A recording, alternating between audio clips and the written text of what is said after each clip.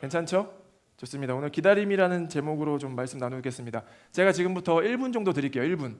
미리 한번 고민해 볼 수 있는 주제거리 1분. 자기가 살아오면서, 내가 여태까지 살면서 30년, 20년 제가 여태까지 살면서 나는 간절히 무엇인가를 기다려본 경험이 있다.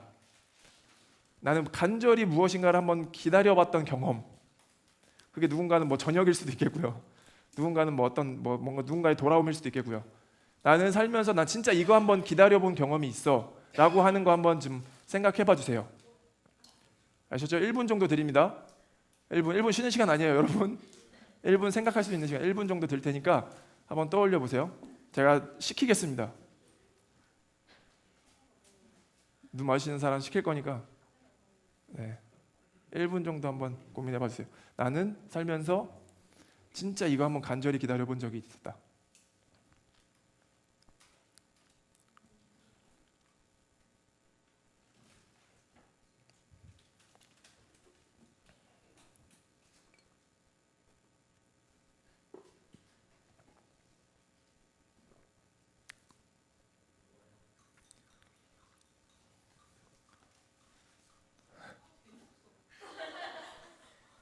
좋아요.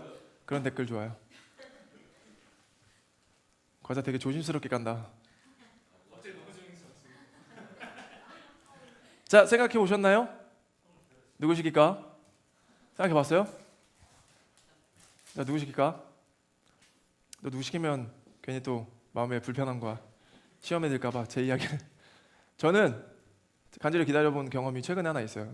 어떤 한 알고 지내던 자매가 한 5, 6개월 정도 전에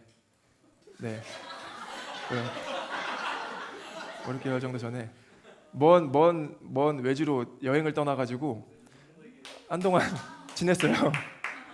근데 마침 이번 주에 온다길래 제가 또 얼마나 반가워서 이날을 기다렸는지 중간중간 제가 계속 연락을 했거든요. 잘 지내냐, 살아는 있냐. 그래서 마지막에 그 발리에서 서핑도 하고 한 달 동안 열심히 살다가 이번 주에 도착을 했는데 마침 딱 주일에 올 수 있습니다라는 얘기를 듣고 엄청 기뻤죠. 그 기다림. 우리 태윤자매 8월에 갔다가 오랜만에 복귀했습니다. 뭐 이거 하려고 제가 이렇게 질문했던 건 아니고요. 오늘 빌드업. 오늘 왜 기다림이라는 걸 먼저 한번 질문을 해봤느냐. 성경에서 가장 또 중요한 주제 중에 한 가지가 바로 이 기다림입니다. 기다림. 오늘이 대림절 2주차예요. 대림절은 예수님의 탄생을 기다리는 사전 4주간의 기간을 대림절이라고 합니다. 아시죠 다들? 지난주 트루웨이브 워십 때 저희 인도자 도희가 그런 얘기를 해줬었어요.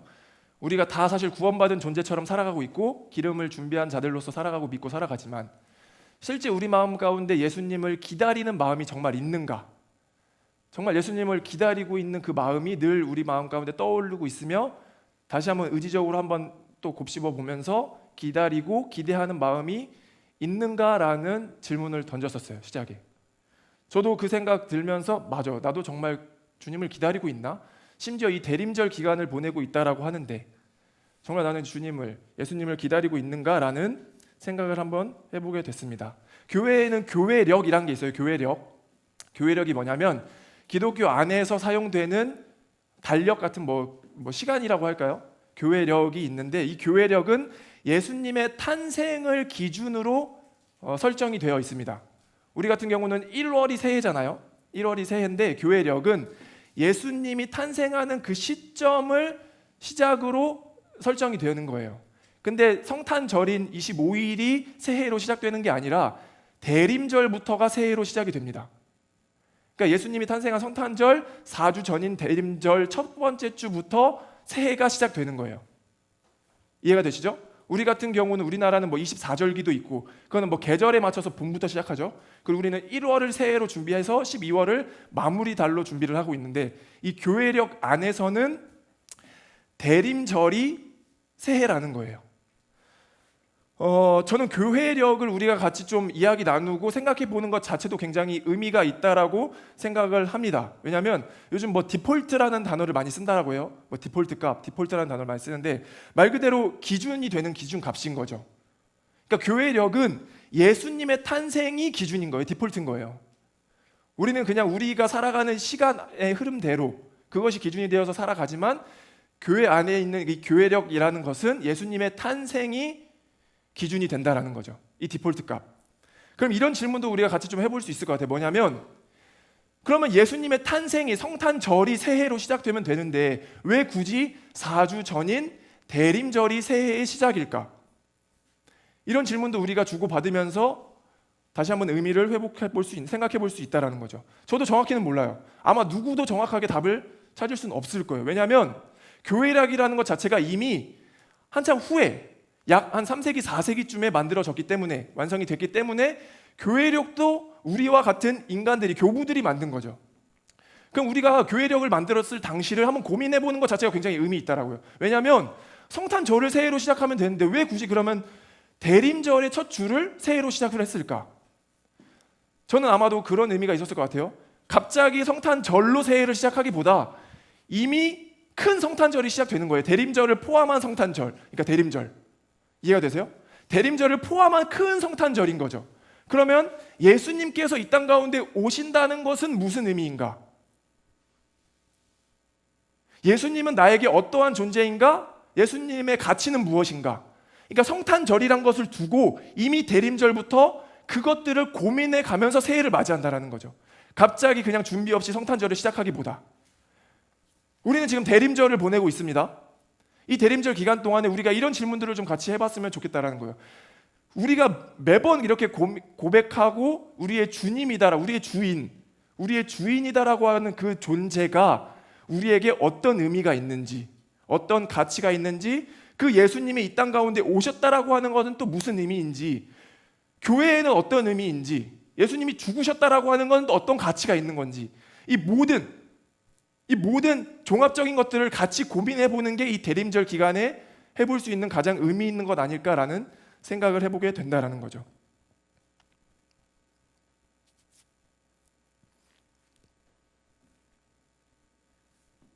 아마 대림절 기간을 우리가 지켜가면서 살아간다는 건 쉽진 않을 거예요. 왜냐하면 우리는 이미 이 땅 가운데 이 세상에 발을 딛고 살아가기 때문에 1월을 새해인데 저는 저번 주죠. 대림절 첫 주니까 저번 주가 제 새해입니다라고 해서 그거를 지켜가면서 이렇게 좀 뭔가 소통이 안 되듯이 살아가는 건 어려워요. 그렇죠? 우리는 이 땅 가운데 살아가고 있기 때문에. 그래서 사실상 1월을 새해로 준비하면서 살아가는 것도 우리에게 필요한 지혜지만 우리의 마음 가운데는 그리스도 예수가 디폴트 값이 된다라는 것에 대한 우리의 통합된 어떤 함의가 있어야 되지 않을까라는 생각을 해봐요. 예수님이 정말 우리의 주인이 되신다면 그 십자가 사건이 우리를 구원하셨다라고 한다는 것을 여러분이 정말 믿음으로 믿는다면 교회력을 우리가 다시 한번 우리 마음 가운데 새겨볼 수 있는 중요한 가치라고 하는 거죠. 자, 오늘 본문은 재림이에요. 재림이라고 하는 것은 다시 오신다라고 하는 약속과 관련된 본문입니다. 제가 데이터가 없이 제 그냥 사견, 제 개인적인 의견을 나누는 건 좀 그렇긴 하지만 제 개인적인 느낌이 안에서는 한국 기독교 안에 특히나 청년들 안에서 기독교가 말하는 어떤 핵심 주제들, 가치들 중에 가장 좀 덜 언급되거나 혹은 조금 등한시되는 영역 중에 하나가 아마 이 재림이지 않을까라는 생각을 해보게 됐습니다. 그러니까 조금 덜 불려지고 등한시된다라고 하는 거는 현실을 살아가는 우리가 그것을 인지하기가 굉장히 어렵기도 하고 그만큼 시간이 많이 흐르기도 했고 실제 우리 삶 가운데 중요하게 와닿을 수 있을 만한 가치가 또 아니기 때문에 교회조차도 그런 것들을 잘 언급하지 못할 때가 있다라는 거예요. 근데 2000년 전에 교회가 첫 시작됐을 때 가장 중요하고 관심 있는 주제 중에 한 가지가 뭐냐? 바로 이 재림입니다. 재림, 다시 오신다고 했었던 그 약속. 초대교회 당시에는 예배를 드리고 교인들 우리 서로가 헤어질 때 집에 갈 때 했었던 약속이 인사가 뭐였냐면 마라나타 주 예수여 다시 오시옵소서. 이게 인사였었어요. 그러니까 우리가 이제 예배 끝나고 헤어질 때 잘가 하듯이 그 인사가 마라나타 주 예수여 오시옵소서 이 인사였는데 왜냐하면 두 가지 정도로 예측을 해볼 수 있을 것 같아요. 뭐냐면 하나는 초대교회 교인들 당시에는 굉장한 핍박이 있었습니다. 핍박. 그러니까 우리는 주인이 단 한 분이잖아요. 예수님. 그때 당시에도 그랬겠죠. 근데 그때 당시에는 주라고 부를 수 있는 대상은 딱 하나였어요. 로마 황제. 근데 로마 황제한테 주라고 안 하고 예수님을 믿는 기독교인들은 자꾸 예수님한테 주라고 고백하니까 핍박이 있는 거죠. 너네 죽고 싶어? 너네 자꾸 이럴래? 이런 핍박. 그럼 그렇게 핍박이 있으면 그만할 줄 알았는데 점점 더 기독교의 세는 확장이 되고 점점 더 주님을 따르기 시작해요. 그러니까 핍박이 있다 보니까 예배를 마치고 집에 돌아가야 할 때 다시 우리가 만날 수 있을까에 대한 확신이 없는 거죠. 언제 그 핍박 가운데 우리가 죽음을 당할지도 모르기 때문에 예배를 마치고 다음번 예배로 모이기 전까지 안녕하자라는 어떤 의미, 그 핍박으로부터 주 예수여 보호하여 주십시오. 그리고 예수님 와주세요, 재림하여 주세요라는 게 사실상 그때 당시에 인사였다라고요. 그런 첫 번째 하나가 이유가 있을 것 같고, 두 번째, 초대교회 당시에는요, 그리스도인들이 실제로 이 재림에 대해서 굉장히 관심이 많고 실제 믿고 있었어요. 그 뜻은 뭐냐면 우리가 믿지 않는다라는 말이 아니라 그때 당시에는 진짜 바로 임할 것이다라는 그 믿음 가운데 살아갔다라는 거죠. 생각해 봅시다. 뭐냐면 당시의 교부들, 예수님의 제자들은 예수님이 태어난 것도 목격을 했고 실제 목격하진 않았지만 아무튼 그때 당시의 상황을 살았고 예수님과 같이 한 평생을 살아오다가 죽으시고, 예수님이 죽으셨잖아요. 우리의 모든 구원을 이루기 위해 죽으시고 부활하셔서 승천하신 것까지를 같이 살았던 목격자들이에요, 당시의 사람들은. 그러다 보니까 구약에서 이미 약속하셨던 모든 것들의 성취를 이루고 마지막 다시 오실 거야 라는 것들을 믿지 않을 수가 있겠냐고요. 십자가에 죽으시는 것도 봤고 부활하시는 것도 봐서 승천하셔서 내가 다시 오실 거야 라는 약속을 하셨을 때 이걸 믿지 않을 수가 없었겠죠, 그때 당시에는. 그러니까 그때 당시에 가장 관심 있는 주제 중에 하나가 언제 오는 거야, 예수님이 언제 어떻게 오시는 거야 라는 것이 실제 관심 있던 주제라고요. 그러니까 마라나타 주 예수여 오시옵소서라는 이 인사가 그때 당시에 있을 수밖에 없었던 거죠. 베드로후서 오늘 3장 대림절 시기에 많이 읽혀지는 본문이기도 하면서 재림, 다시 오신다는 것에 대한 메시지가 담겨 있는 말씀입니다. 먼저 8절 우리 같이 한번 보면 좋겠어요. 8절 한번 띄워주시고 우리 좀 졸릴 수 있으니까 같이 한번 읽어보겠습니다. 준비 시작!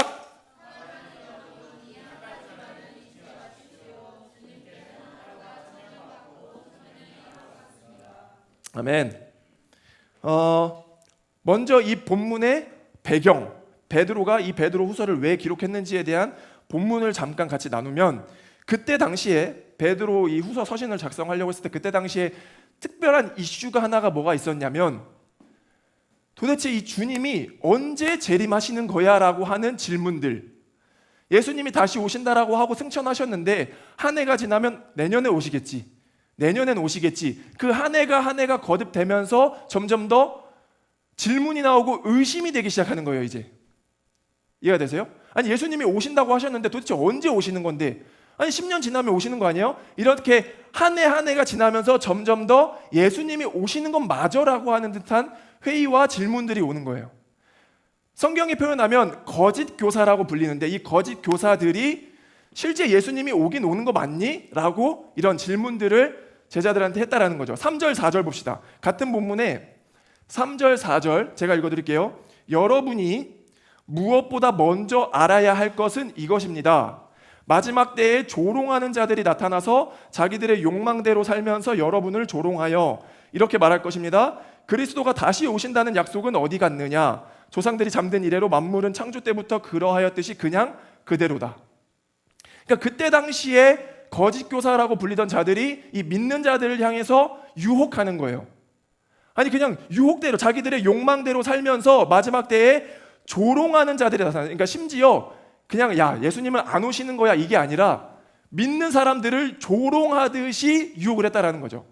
오늘날로 치면 우리 교회 다닌다라고 할 때도 조롱받는 경우들이 있잖아요. 야 그냥 대충 뭐 그냥 너를 믿고 열심히 살면 되지 뭘 그렇게 신에 의지하면서 종교를 얻어가면서 거기에 의지해서 살아가냐.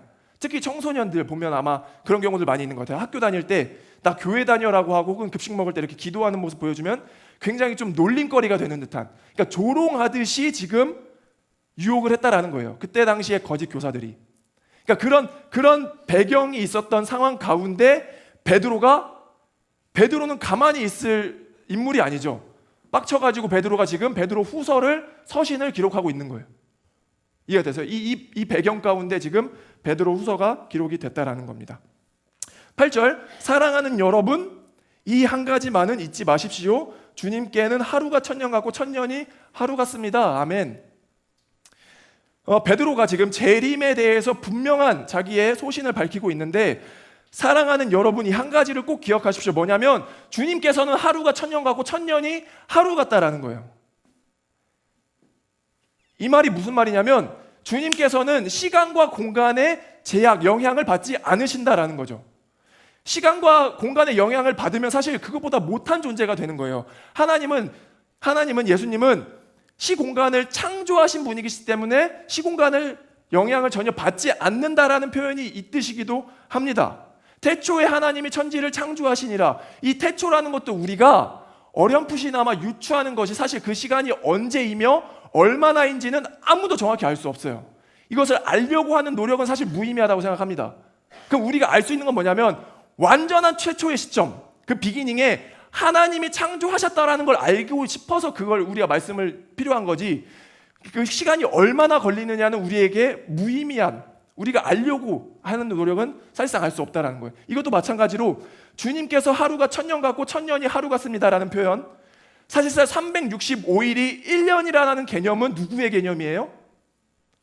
우리의 개념인 거예요. 우리의 개념. 그렇죠? 인간이 그나마 질서를 좀 만들어 보려고 365일을 1년으로 만듭시다라고 하는 우리의 개념이라고요. 그러면 주님이 승천하셔서 2000년이 흘렀다라고 하는 건 자연스럽게 누구의 개념이에요?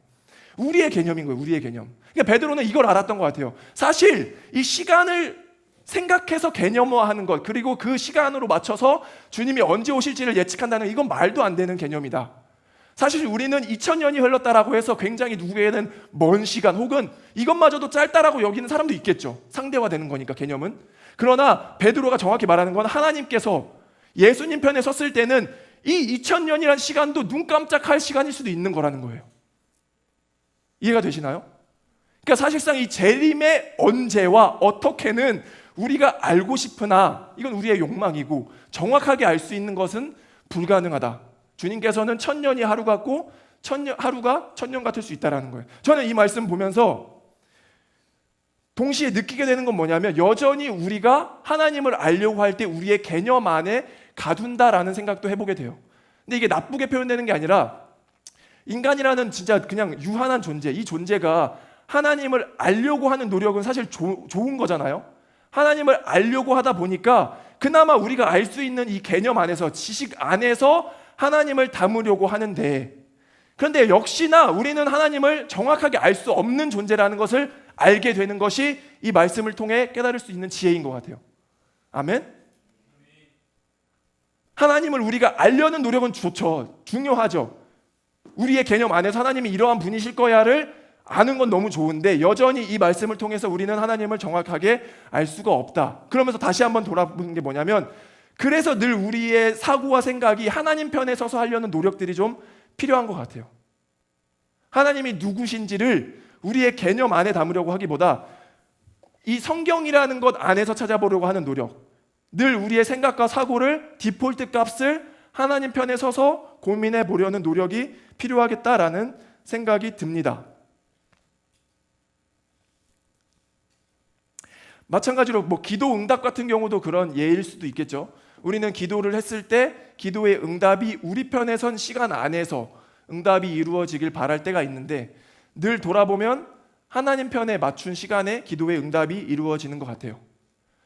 근데 우린 돌아보면 늘 그것이 은혜라고 고백을 하잖아요. 그렇듯이 우리의 사고와 우리의 어떤 디폴트 값, 말 그대로 그 기준값을 늘 하나님 편에 서서 고민해 보는 노력들이 좀 있길 소망합니다. 아멘. 8절은 아마도 그런 의미로서 베드로가 지금 거짓 교사들한테 선포하고 있는 것 같아요. 9절 볼게요. 9절도 우리 다 같이 한번 읽어보면 좋겠습니다. 9절 읽습니다. 시작.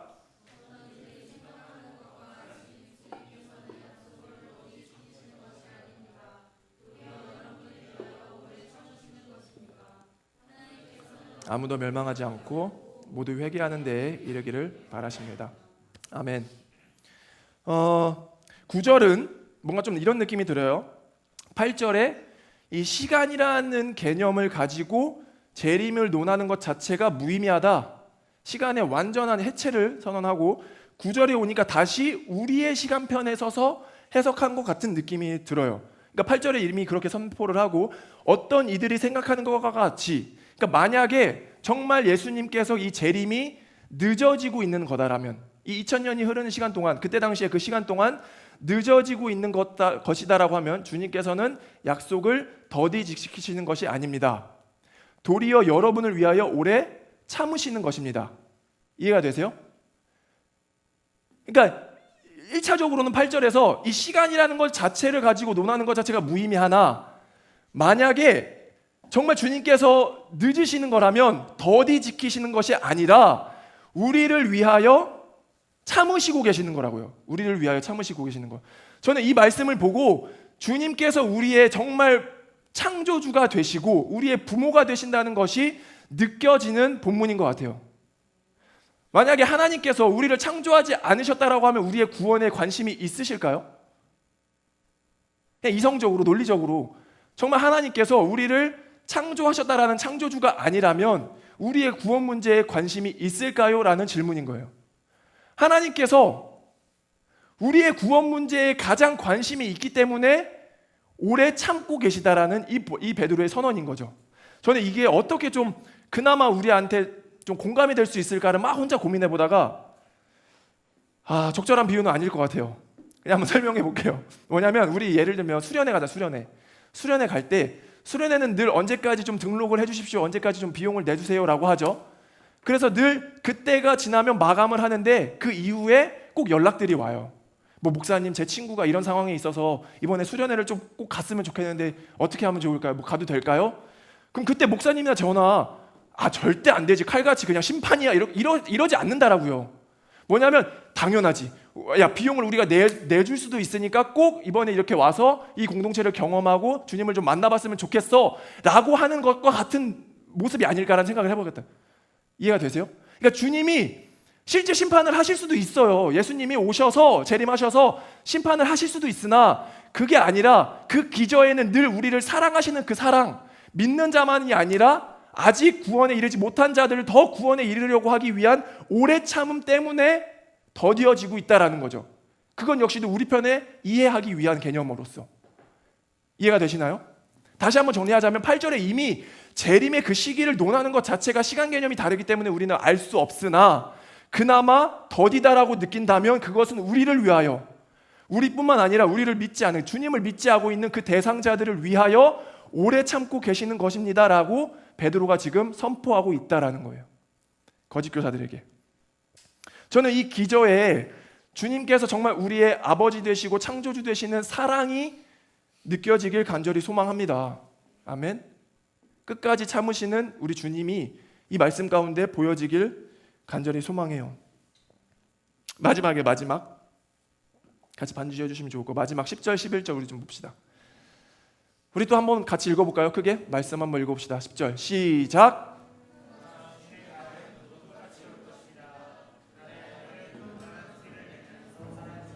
원소들은 불에 녹아버리고 땅에 그 안에 있는 모든 일은 드러날 것입니다. 이렇게 모든 것이 녹아버릴 터인데 여러분은 어떠한 사람이 되어야 하겠습니까? 여러분은 거룩한 행실과 경건한 속에서. 아멘.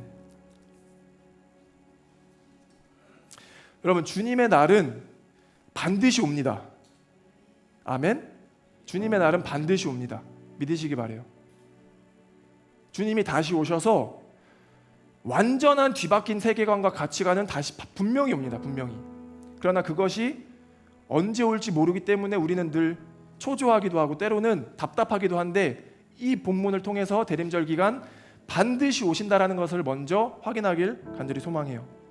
10절 보니까 주님의 날은 도둑같이 올 것입니다. 그리고 그 뒤에 어떻게 오는지에 대한 좀 표현들이 되어 있죠. 뭐 하늘은 요란한 소리를 내고 뭐 원소들은 불에 녹아버리고 땅과 그 안에 있는 모든 일들이 일어난다. 뭐 이런 것들. 모르겠어요. 제 개인적인 생각이나 이런 것들에 굳이 엄청나게 막 에너지를 써가면서 집중하지 않아도 되겠다는 생각은 들어요. 이런 현상들은 우리가 어렴풋이나마 이렇게 되겠구나를 유추하지 어떻게 될 거다라고 정확히 알 수 없습니다. 더 중요한 건 뭐냐면 11절 주님의 날이 오면 완전한 가치 체계가 뒤바뀌어 버릴 테인데, 모든 것이 다 녹아버린다. 이 완전한 질서가 180도 바뀌어 버릴 터인데 여러분은 어떠한 사람이 되어야 하겠습니까? 가 오히려 더 중요한 질문 아닐까라는 생각이 들어요. 주님이 이 땅 가운데 오실 때 어떠한 현상이 나타난다. 물론 중요하죠. 알면 좋지만 그거보다 사실 우리가 더 집중했으면 하는 건 뭐냐면, 완전한 가치 체계의 뒤바뀜 가운데 주님의 날은 반드시 오고 여러분은 어떠한 사람이 되겠습니까? 거룩한 행실, 거룩한 삶. 이걸 베드로가 지금 저희에게 당부하고 있는 거죠. 이 대림절 기간, 우리는 이미 교회력 안에서 새해가 시작됐습니다. 지난주부터 새해가 시작됐어요. 새해. 우리 새해에 뭘 고민하죠? 어떻게 살지? 진짜 올해는 뭘 좀 해보지? 작년에 못했던 어떤 아쉬움들, 결단했던 그런 것들을 새해에 다시 한번 또 결단하잖아요. 대림절이 이미 시작되었고 우리의 교회력 안에선 새해가 시작되었는데 같이 좀 고민해봤으면 좋겠어요. 이 4주의 기간 동안 그 예수님은 우리에게 어떠한 존재인가?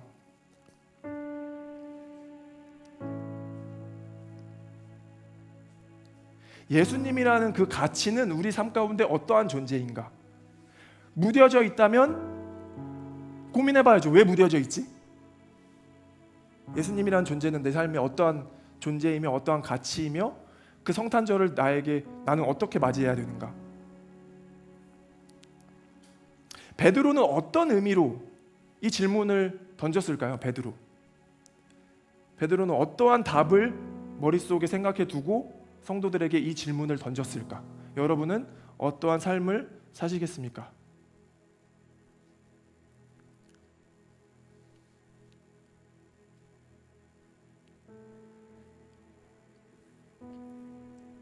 저는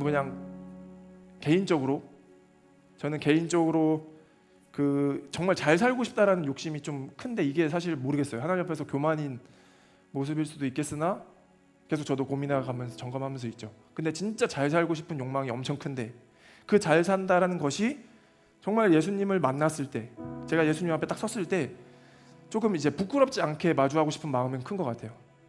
그게 뭘 열심히 해서라기보다는 진짜 내가 예수님을 믿었습니다라는 그 고백이 예수님과 저 사이에 동일하게 나왔으면 좋겠다라는 그 좀 욕심은 있는 것 같아요. 주님, 제가 이 땅 가운데 살면서 너무 힘들지만 저라고 욕망이 없겠습니까? 사실 저도 당연히 좋은 다 누리고 싶은 욕망이 있으나, 그럼에도 불구하고 그 욕망을 그래도 건강한 가치관 안에서 억눌러서 주님께서 말씀하신 바대로 필요한 것을 좀 더 나누고 거룩하게 최대한 경건하게 살려고 노력은 해봤습니다 라는 고백들이 주님 앞에 제가 좀 해보고 싶은 고백인 거예요. 저는 대림절 기간 어떻게 사시겠습니까? 라는 이 질문이 좀 그렇게 들리기도 했습니다.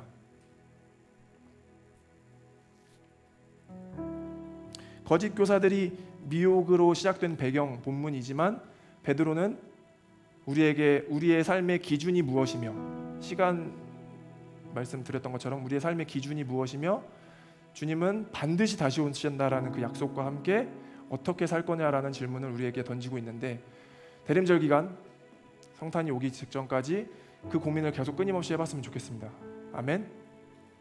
경건한 삶과 거룩한 삶으로 정말 주님의 자녀답게 주님께 영광이 되는 우리의 삶이 되길 간절히 소망합니다.